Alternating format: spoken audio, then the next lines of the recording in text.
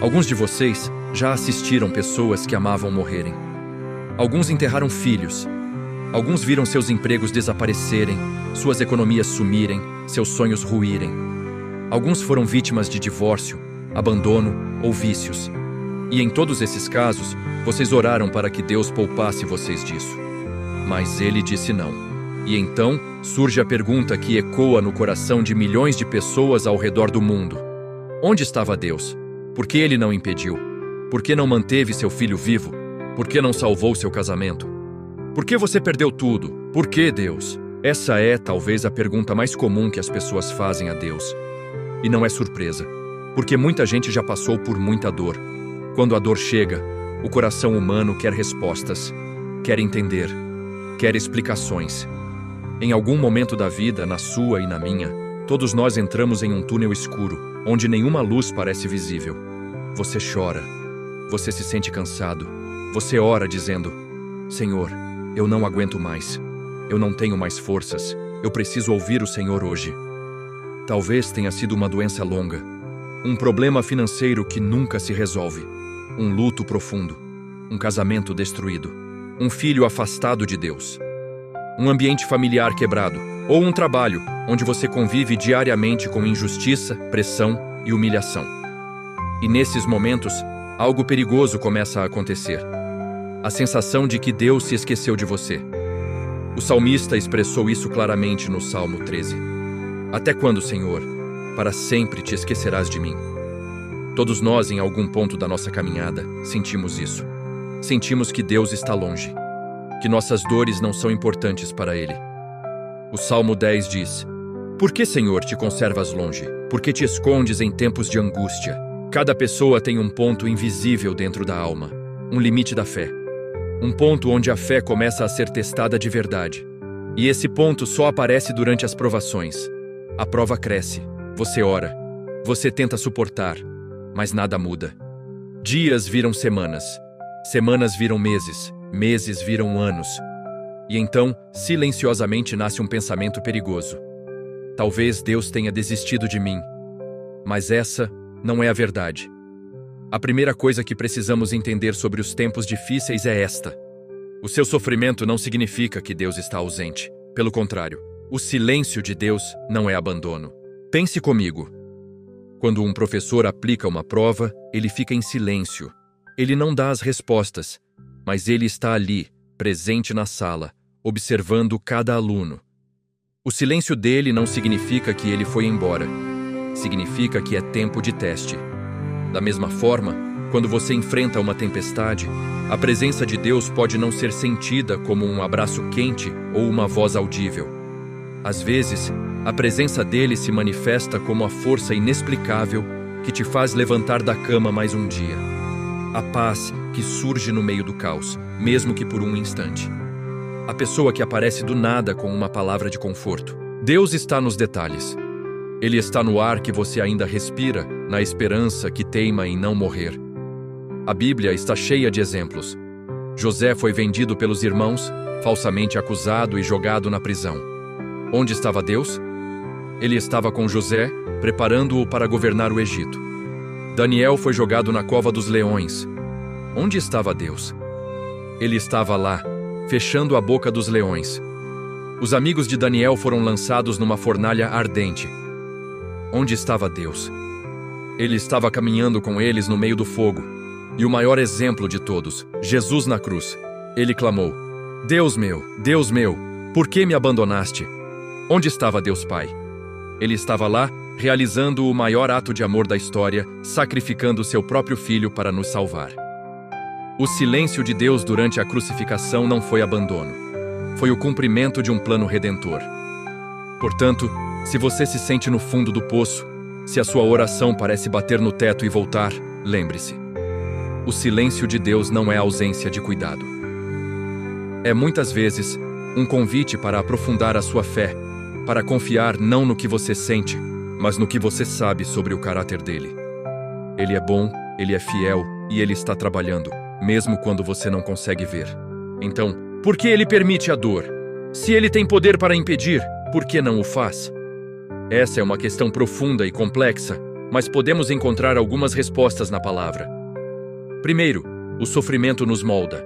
Tiago capítulo 1 diz: Meus irmãos, considerem motivo de grande alegria o fato de passarem por diversas provações, pois vocês sabem que a prova da sua fé produz perseverança, e a perseverança deve ter ação completa, a fim de que vocês sejam maduros e íntegros, sem lhes faltar coisa alguma.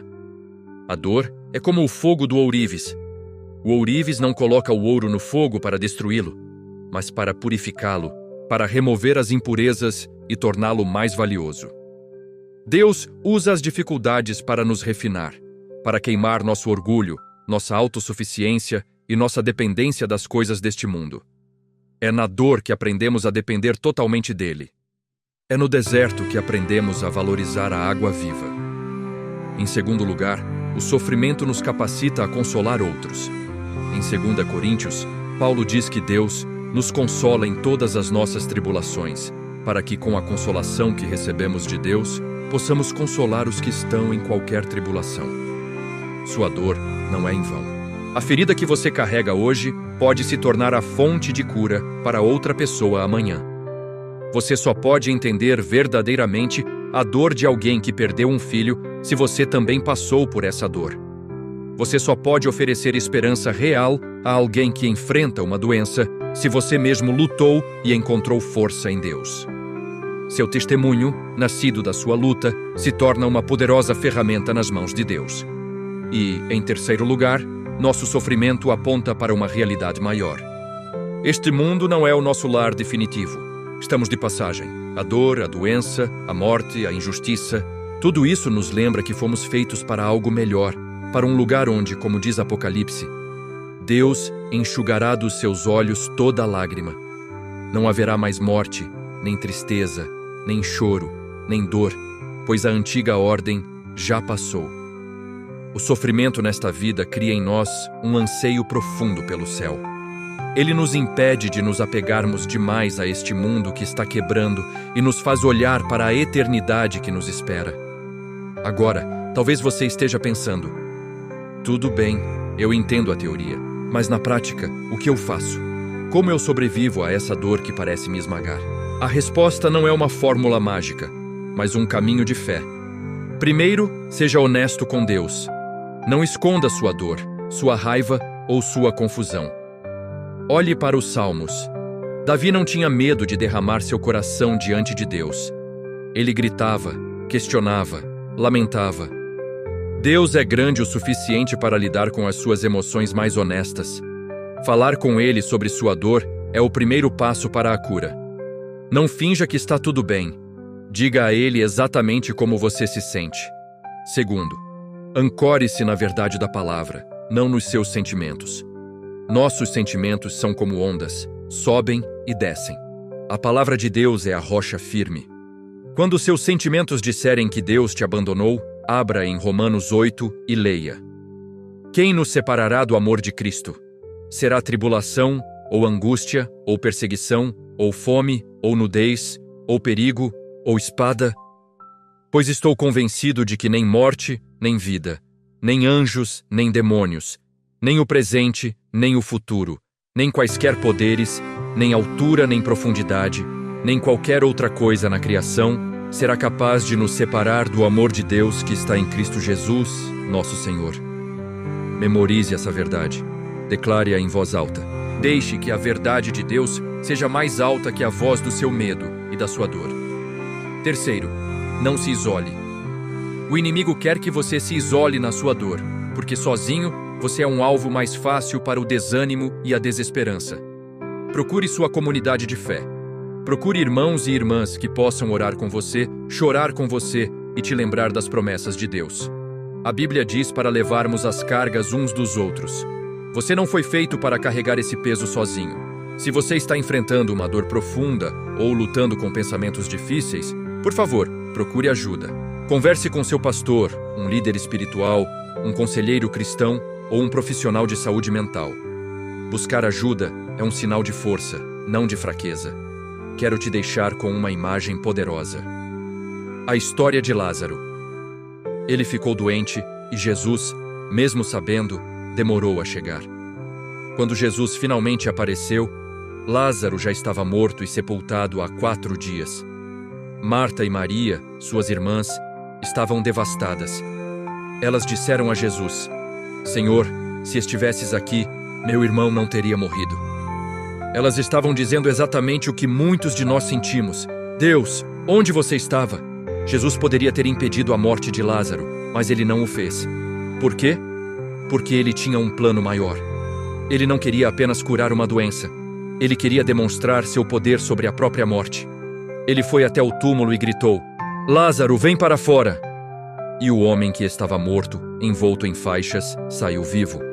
Veja bem, às vezes, Deus permite que uma situação chegue ao ponto do impossível, ao ponto do túmulo, não porque Ele nos abandonou, mas porque Ele quer fazer algo que só Ele pode fazer.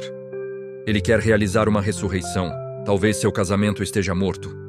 Seu sonho esteja sepultado. Sua esperança esteja no túmulo. E você está se perguntando: onde estava Deus?